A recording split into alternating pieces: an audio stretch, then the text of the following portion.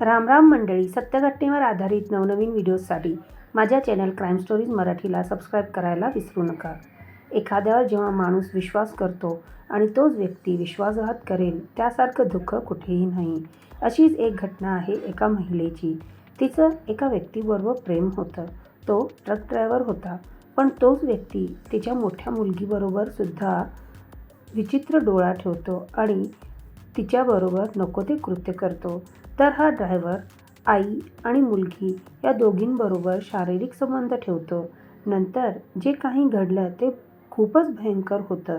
तर मित्रांनो, या घटनेची सविस्तर चर्चा करण्यापूर्वी तुम्ही माझ्या चॅनलवर नवीन असाल तर माझ्या चॅनलला सबस्क्राईब करायला विसरू नका.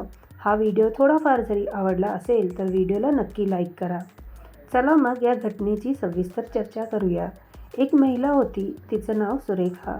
तिच्या नवऱ्याचा मृत्यू झालेला होता. ती विधवा झालेली होती आणि तिला 2 लहान मुली होत्या.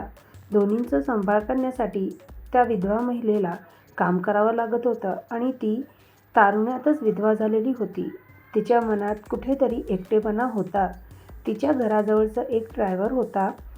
तो त्या बाजूलाच त्यांच्या राहत होता. त्याचं नाव राजेश होतं. तो तरुण होता, बोलायला चांगलासुद्धा होता. तो नेहमी सुरेखाची मदत करण्यासाठी धावत येत होता. तर सुरेखाला राजेशचं हे वागणं खूप आवडत होतं. तो नेहमी सुरेखा आणि तिच्या मुलीची काळजी घेत होता. सुरेखा राजेशमध्ये चांगली मैत्री होते. दोघेजण चांगला वेळ एकत्र घालवतात. बघता बघता ही मैत्री प्रेमात रूपांतरित होते. नंतर दोघांच्यात शारीरिक संबंधसुद्धा होतो. सुरेखा पण नवरा गेल्यानंतर एकटी होती आणि तो ड्रायव्हरसुद्धा एकटा राहत होता. त्या ड्रायव्हरचं अजून लग्न झालेलं नव्हतं. सुरुवातीला सुरेखा आणि राजेश हे घराबाहेर भेटत होते, पण नंतर राजेश आता घरीच येत होता. आता त्याला घरी येणं काही नवल वाटत नव्हतं. त्याला आता सवय झाली होती आणि कोणाचीही भीती राहिलेली नव्हती. तो नेहमी सुरेखाच्या घरी येत असे. ह्या प्रकरणाला 10 वर्षे निघून गेली. आता राजेशला सुरेखाचा खूप कंटाळा आलेला होता, कारण राजेशचं मन सुरेखाच्या मोठ्या मुलगीवर होतं.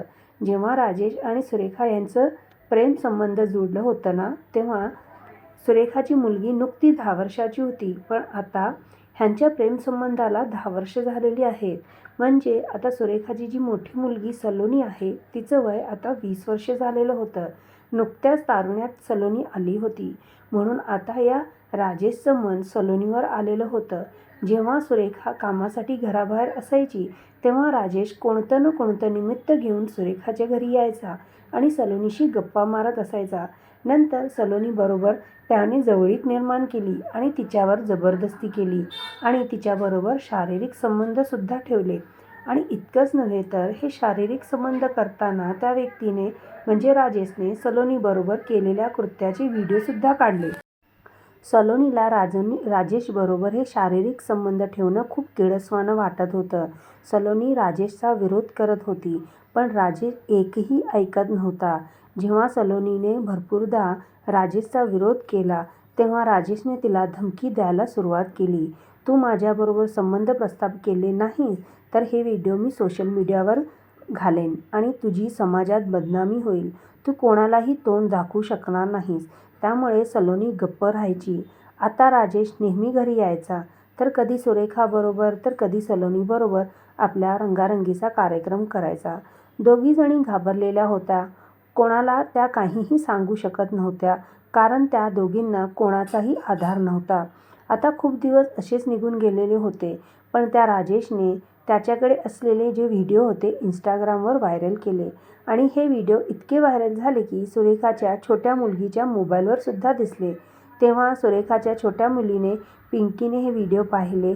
नंतर आपल्या आईला, आपल्या बहिणीला इंस्टाग्रामवरील व्हिडिओ दाखवले आणि त्या व्हिडिओमध्ये त्या दोघीजणी पण होत्या आणि त्यांच्याबरोबर राजेशसुद्धा होता. राजेश पण स्पष्ट दिसत होता. आता या तिघींनी निर्णय घेतला की आता राजेशच्या विरोधात आपण तक्रार करायला पाहिजे. म्हणून तिथल्या जवळच्या पोलीस स्टेशनमध्ये राजेश विरोधात तक्रार नोंदवली. राजेशला पोलिसांनी अटक केली आहे. आता राजेश पोलीस कोठडीत आहे आणि पोलीस ह्या प्रकरणाची चौकशी करत आहे आणि तपाससुद्धा करत आहे.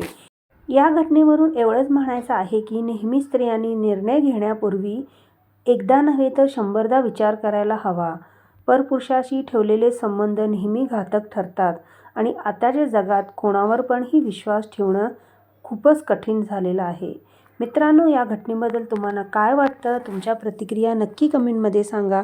भेटूया अशाच प्रकारच्या सत्य घटनेवर आधारित नवनवीन व्हिडिओजमध्ये. तोपर्यंत मित्रांनो, स्वतःची काळजी घ्या, सतर्क राहा. जय हिंद, जय महाराष्ट्र.